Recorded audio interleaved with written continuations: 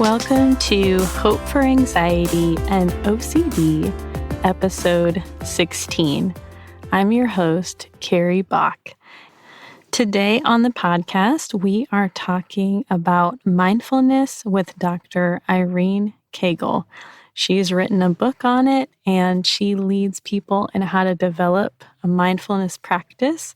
So I think you're really going to get a lot out of this episode, and I can't wait for you to hear it. So let's dive right in. Tell us a little bit about yourself and what you do. Yeah, thanks. My name is Irene Kraegal, and I am the author of a book called The Mindful Christian. And I teach mindfulness through a counseling center, actually at Calvin University, which is where I also serve as a director of the Student Counseling Center there at Calvin. So yeah, I'm also a clinical psychologist by training. So I've been a therapist for many years, and I still do a bit of that on the side, and also run some different kinds of clinical groups in the university setting. Sounds like you have a lot that keeps you busy. Yes, there's a lot of good work to do. It's true. I feel blessed by that. Yeah. I think I also saw on your website that you do trainings on mindfulness sometimes for churches. And I do. Yeah. So as part of my work connected to the book, then I often do speaking engagements, or I have a workshop series that's 4 weeks long, or sometimes people actually spread it out a little bit longer than that. It's really great for any kind of group setting, such as a church or a Sunday school or a Bible study. I've done it in a retirement home before. So yeah, that's a great way for people to get introduced to mindfulness, specifically from a Christian perspective, if they're interested in doing that kind of integration. mm-hmm. That's really interesting. Do you feel like the way that you grew up spiritually was very mindful, or did that come later for you?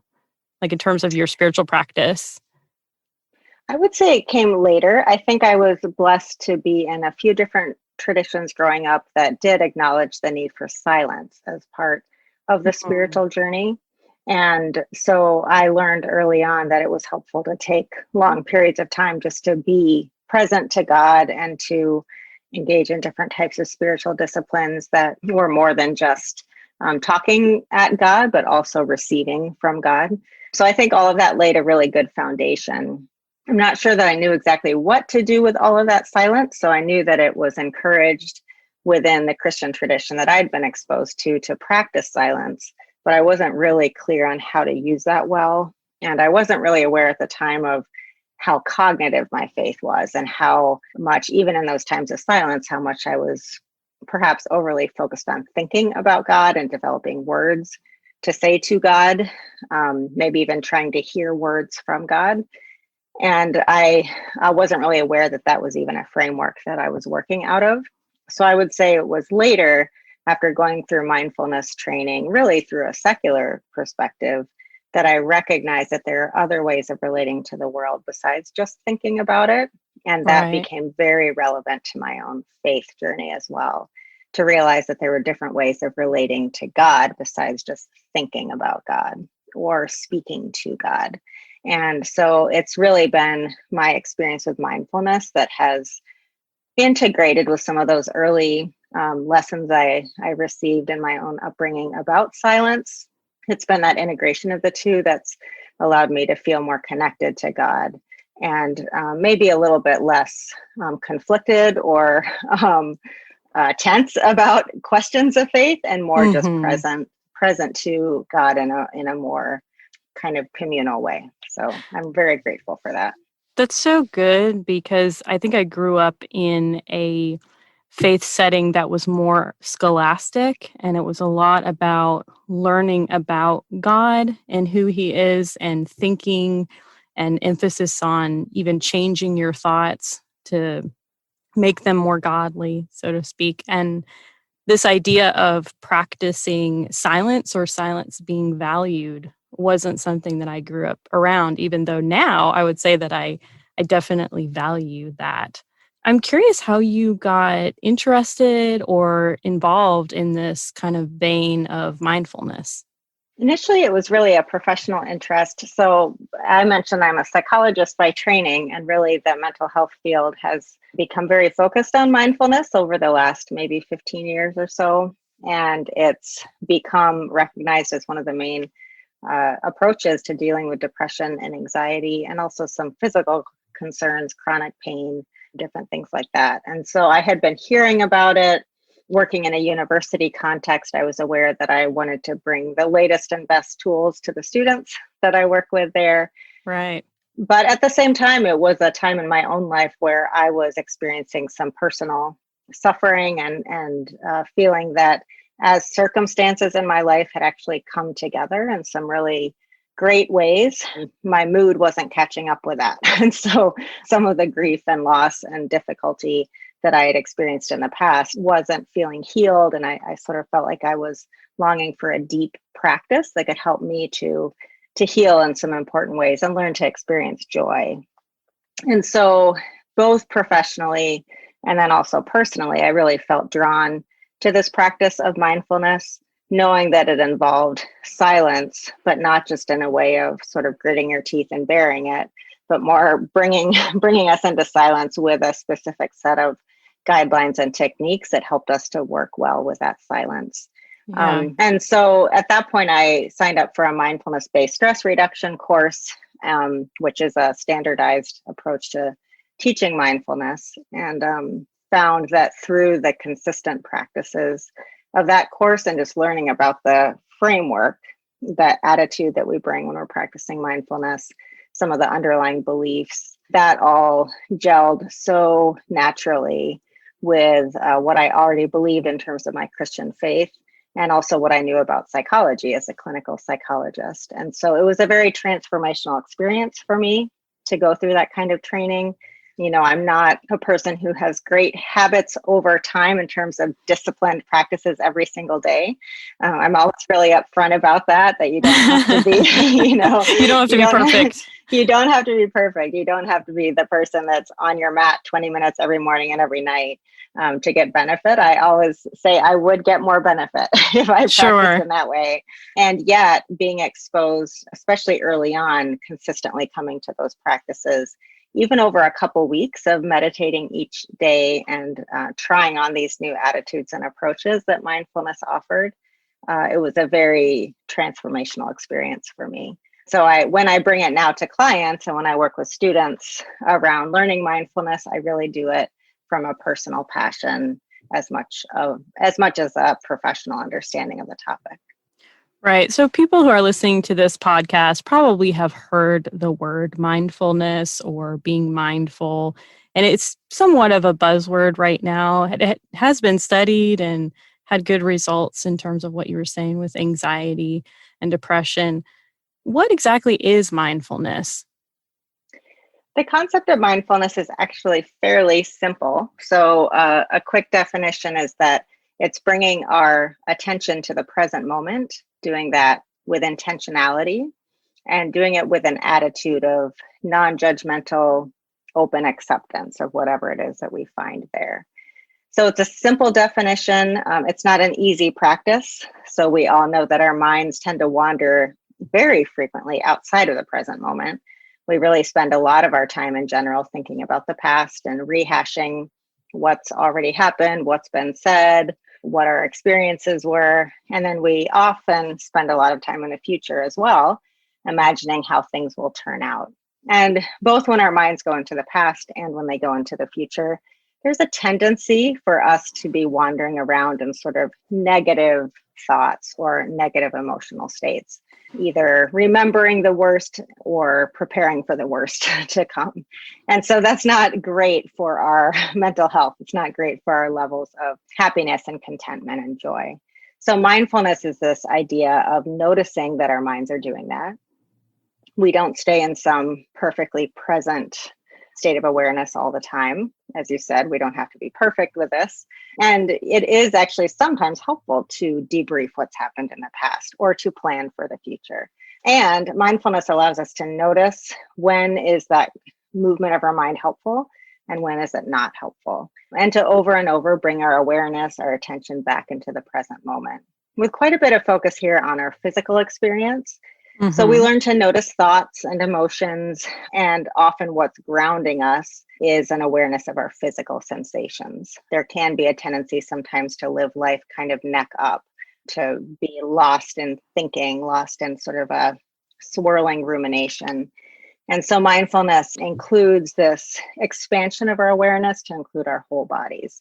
So we're noticing what's happening maybe on the bottoms of our feet or the tips of our fingers, maybe noticing temperature, noticing clothing on our skin, noticing surfaces that we're in contact with.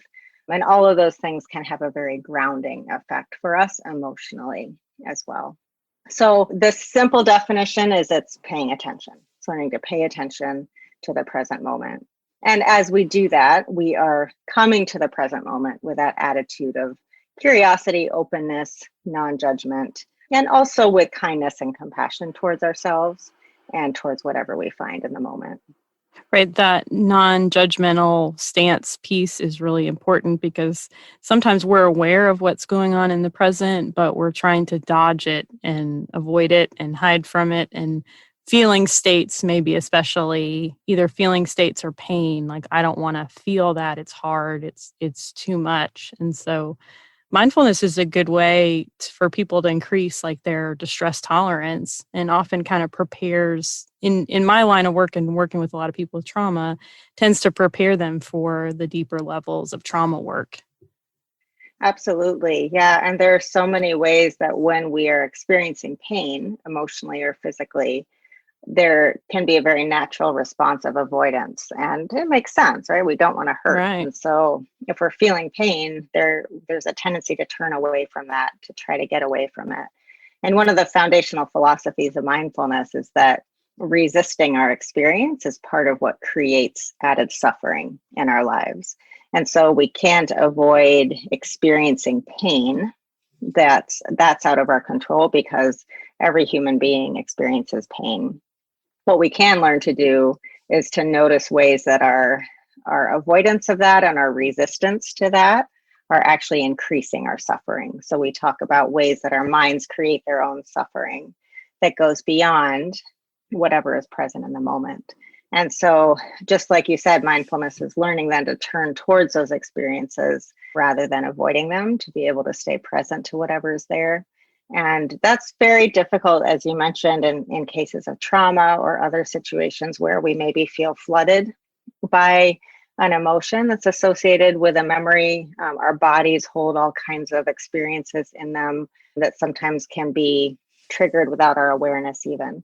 So when we learn mindfulness and learn to stay present to that, it can be very difficult. Mindfulness is not for the faint of heart. And I often, Right. sometimes people, you mentioned it's a bit of a buzzword these days. And I think it's come to have this implication that mindfulness equals calmness, or that when we practice mindfulness, it feels good. And that's not necessarily the case. I compare it much more to exercise. As someone who does not love exercise myself. But sometimes when we work out physically, it feels good. And sometimes it's pretty miserable. Either way, we get benefit from physical exercise. And mindfulness is much the same way. There are times where we do practices of mindfulness that lead us to feel calm and joyful and content and grounded and happy. And there are other times where it's miserable. And we're just noticing all the thoughts. We're noticing those painful emotions coming to the surface that maybe we've been trying to avoid. We're noticing restlessness or just kind of a desire to stop, whatever that practice is. And even then there's benefit because it's the bringing awareness to that present moment that has a healing effect for us, even if it's uncomfortable in the moment.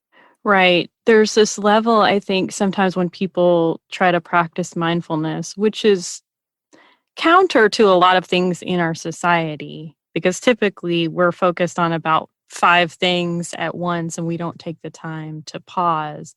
But I think there's this tendency maybe to wonder, am I doing this right? Or like you said, to try to make something happen. Like, okay, I've got to be mindful now. Like, what do I do? What do I focus on? Yeah, absolutely. And one of the things I notice students saying as they're starting to learn this practice is it's not working.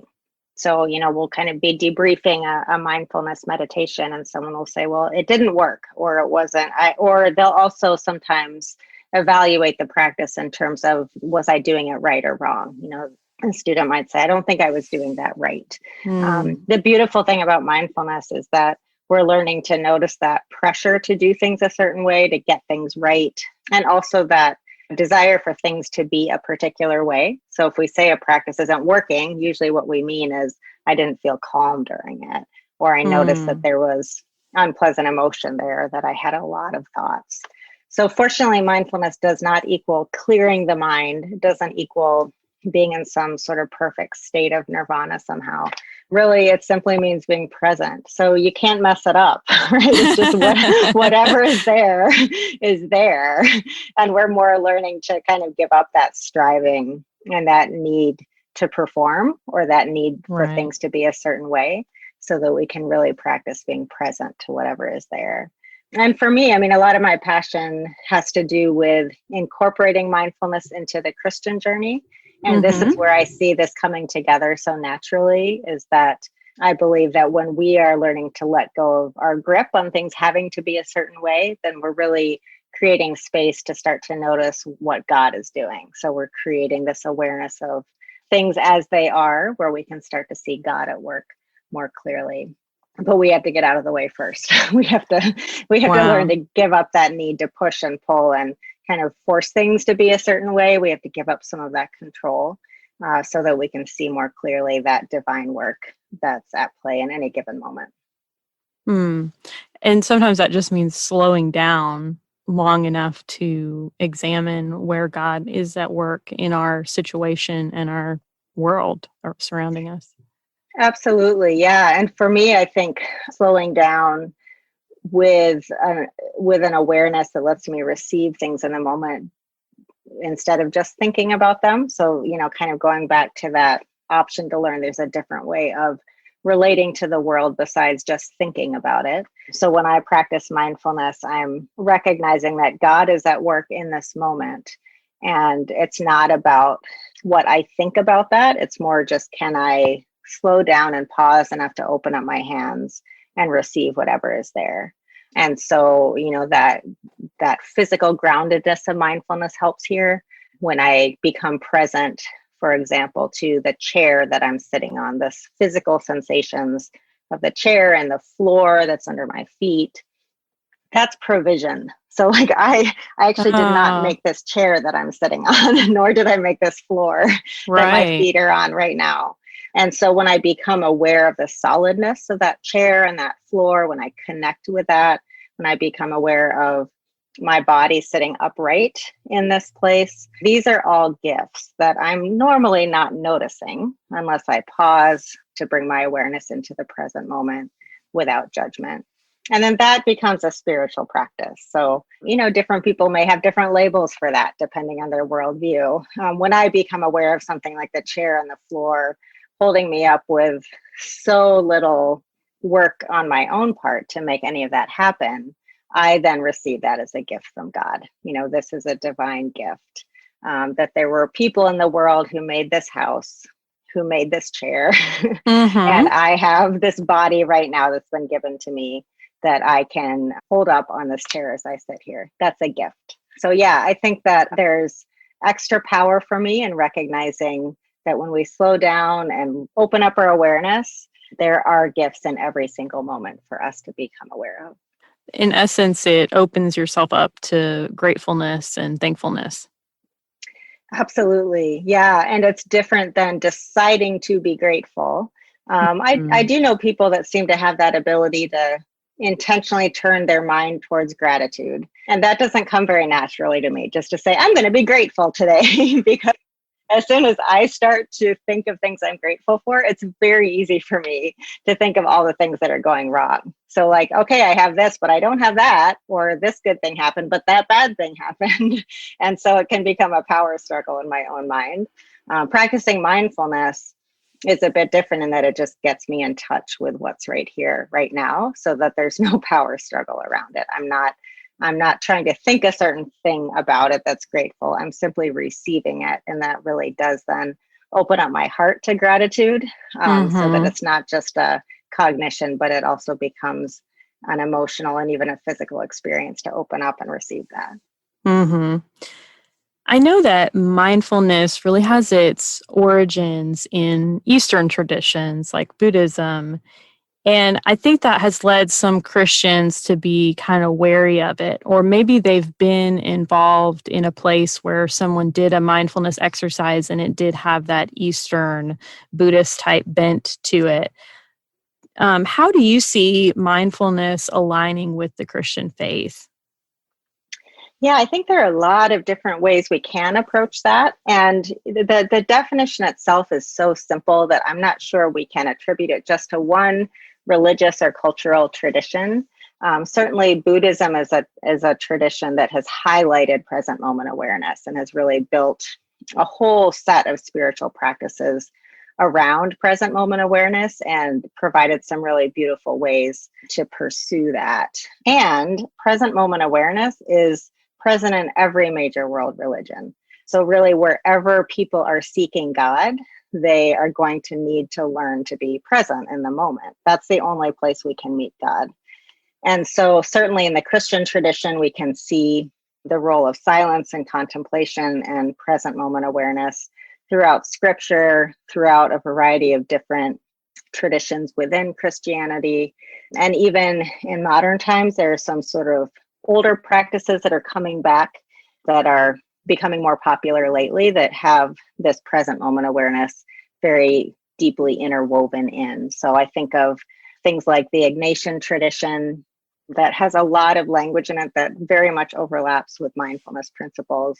Things like Taizé worship, which has a very contemplative, present kind of approach. Lectio Divina, where we're practicing entering into the experience of scripture being read in the moment.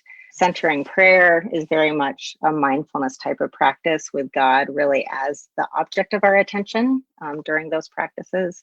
So those are just a few examples, but really I don't think any one religious tradition can say they have the corner on present moment awareness.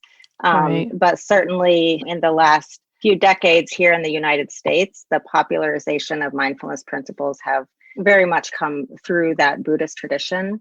And that can sometimes make it more uncomfortable for people that don't align with those beliefs or those traditions.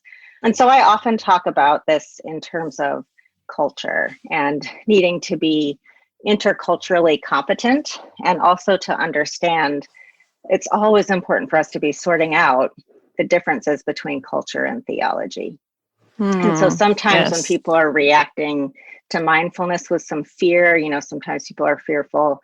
Is this a new age practice? Is this a Buddhist practice? Is this opening me up spiritually to something that's not safe? Then I think it's important to take a step back and just look theologically at the concept of present moment awareness. Is there anything about present moment awareness that is dangerous in and of itself? And really the answer is no, right? So becoming more aware is a good thing. And for anybody that wants to pursue God, to be more fully aware and present to what God is doing right there in the moment is key. It's crucial. And then from that foundation, there are all kinds of ways that we can integrate these concepts together. I think for me, one of the most powerful things is just recognizing that God is always present. So when I'm practicing mindfulness, I'm practicing being present. That is putting my attention where God already is. And Yes. I do love in Christian tradition that we're often inviting God, maybe at the beginning of a church service, we might invite God to join us or, ask the Holy Spirit to come. That is beautiful. And at the same time, God is already there. Right? Right. So God is everywhere all the time. And so Mm-hmm. really when we're inviting God, all we're doing is acknowledging something that's already true, which is Sure. that God is here. And so mindfulness wakes us up to that. And this is kind of the foundation of where this integration occurs, that when we practice being present, then if we are aware of God being part of the present moment, that can only enhance our spiritual connection then with God and increase our ability to hear and to feel and to be connected to this divine being. But recognizing that it doesn't have to be about a certain set of thoughts or that really when we're present in the moment to God, it's kind of like being, present to somebody that we care about. So, my husband and I have been married for 20 years. Sometimes we talk, sometimes we don't. Right. And however I feel about him in a given moment doesn't change that he's my husband and he's here. And I think it's kind of like that with God, right? So like sometimes I might be talking to God and we're having a conversation and I'm feeling things or I'm thinking about things. But whether or not that's happening, God is still here. God is still God. I'm still me. And so mindfulness just gives me a chance to notice, to look around and say, oh, God is actually right here already. I want to make this real practical for people. So say someone's listening to this podcast and they're like, yes, mindfulness sounds like it would be really helpful for me. Where do people start? How do they get started in developing that on a practical level in their day-to-day life? There are really two different ways of approaching mindfulness that go hand in hand. And so the first piece is a whole set of formal practices that have become kind of traditional, at least in the more modern Western manifestation of mindfulness. And so a lot of these come out of mindfulness-based stress reduction, which is MBSR for short. MBSR is a very secular approach to teaching mindfulness. And for people who really want to have some thorough training, that's often a great place to start. And so a training course like that is going to guide somebody in a set of formal meditation practices that include things like a body scan where we're going through our body, noticing what's present, a sitting practice where we're tuning into our breath and our physical sensations and noticing thoughts and feelings and sounds. Things like movement practices. So it's not uncommon to do mindful yoga as a way of noticing this interaction between our minds and our bodies as we move. Things like a walking practice, which can be done with other types of movement as well for people that don't walk. And so that can help us bring our awareness to different activities or movements we might normally do just without even thinking about them. And so that's an example of some common mindfulness meditation practices. Those are really best done with a guide. And there are lots of free mindfulness meditation guides online. I've collected quite a few of them on my website at themindfulchristian.com. Just looking, I'm always on the lookout for guides that I think can be especially helpful for Christians who are either looking for some Christian integration or at least want something that's kind of secular in nature that they can then integrate with Christian faith as they would like. And so learning those formal practices is important then to be able to develop that other aspect of mindfulness, which is what we generally refer to as informal practice. So if the formal practice is a little bit more like setting aside a certain amount of time where you sit or lie down or you're engaged in some kind of intentional practice, usually with a guide, then the informal practice is more bringing your awareness throughout each and every day back to the present moment whenever you notice you have an opportunity to do that. And so informally in the course of a day, for example, I might choose while I'm brushing my teeth to tune into those sensations and notice what is it actually like to be brushing my teeth right now? What are the direct sensations that I'm experiencing during this simple activity that I do every day? Where are my thoughts going? What kinds of emotions are coming up for me? Or maybe just informally in the course of a day, I notice a moment where I'm feeling a little emotionally riled up. So mindfulness in that moment might look like, let me kind of turn towards myself right now and just check in. What are my emotions? What are the thoughts that are here? What are the urges or behaviors that I'm noticing in myself? What's happening in my body? That would be sort of an informal, mindful moment, and maybe taking a few breaths and then continuing on with my day. Now, the informal application of mindfulness is much more challenging if we haven't done some of the formal practices first. I know I had started with the informal practices when I was first learning about mindfulness and did not find them particularly helpful. I wasn't really aware of how I was triggering and re-triggering thought patterns in my own mind during those practices. And it really took me coming back and learning the formal practices before I was able to become more aware of my thought triggers, which really opened me up to practice informally.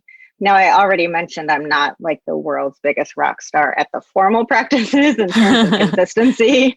So, but I still see those as crucial in getting me started. And also, I know when I need those. So it's kind of like drinking water where I have to pay attention to like, am I thirsty? I should take a drink. And now I can notice those times where I really need to reach for one of those formal practices to make sure I'm grounded. So everybody's balance of those will look a little bit different. Some people are very heavily focused on the formal practices and others work that in less frequently. It really is just a matter for each person of what they need. But I would definitely recommend that for people who would like to pursue this more, they either look into an MBSR course if they're feeling ready for that, or certainly just starting to go through some of the guides that we can find online and practicing dipping our toes into it a little bit can be a great place to start as well. Yeah, and I will definitely put those links that you talked about in the show notes too. So if people want to look and dive into it a little bit more, then they can. So towards the end of every podcast, I really ask the guests to share a story of hope, which is a time that you've received hope from God or another person.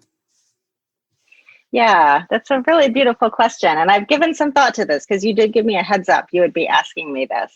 And so as I've thought about hope for myself, I do think of particular stories from my life where things felt like all was lost, and God came through. I'm thinking of all kinds of particulars, like, there were years, for example, where I had multiple pregnancy losses. I write about this in my book as well, too, and not really knowing how that would resolve. And God brought us a child, and we have this beautiful 9-year-old boy that we love. And that's something that brings me hope. Or to think about even just my own marriage as being something that's a blessing to me after going through going through an experience in early childhood where my parents' marriage didn't work out. So to have a marriage now that feels solid brings me hope. But I say all that to say that I'm not sure that that's what fuels my emotional hope. I think what actually instills hope inside of my heart is these little tiny micro moments of provision. And the one that came to my mind when I thought, what would be the story of hope that I would share, is actually just something as simple as my morning cup of coffee. And so I have found, I wish I could remember who said this. I know there's a quote out there from somebody who talked about how his morning cup of coffee is what gave him hope for the world.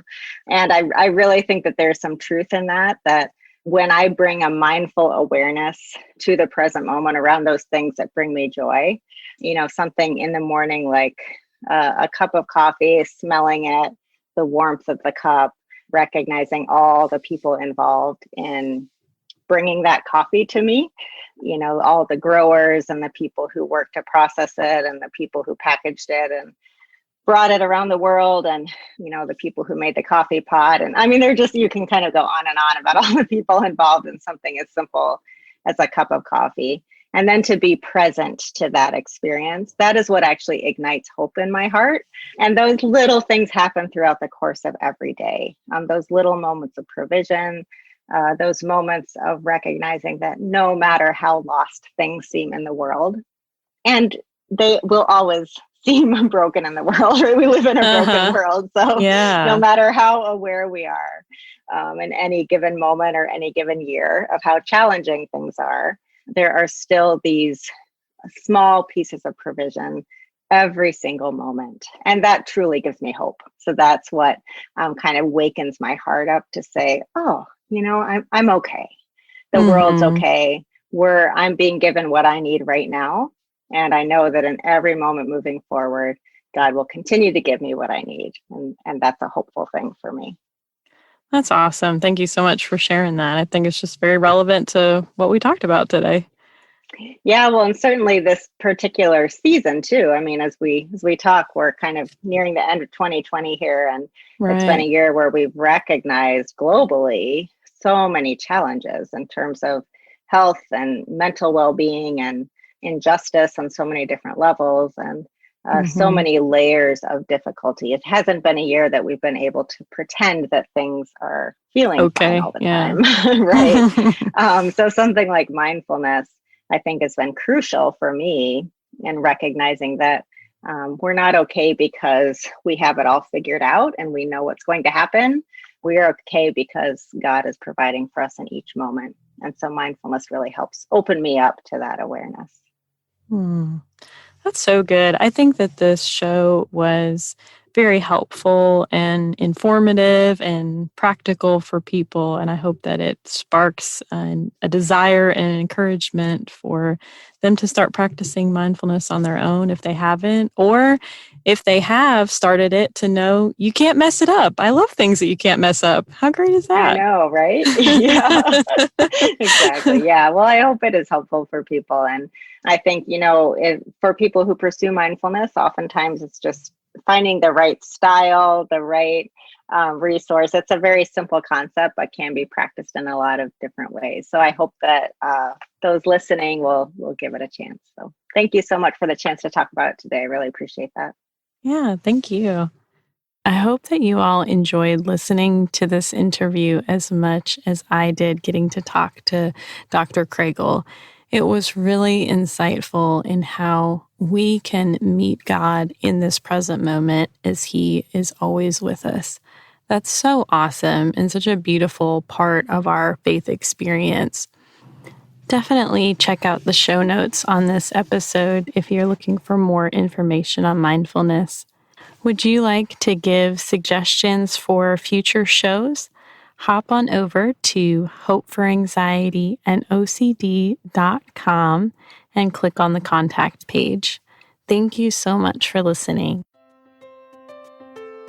Hope for Anxiety and OCD is a production of By the Well Counseling in Smyrna, Tennessee. Our original music is by Brandon Mangrum, and audio editing is completed by Benjamin Bynum. Until next time, may you be comforted by God's great love for you.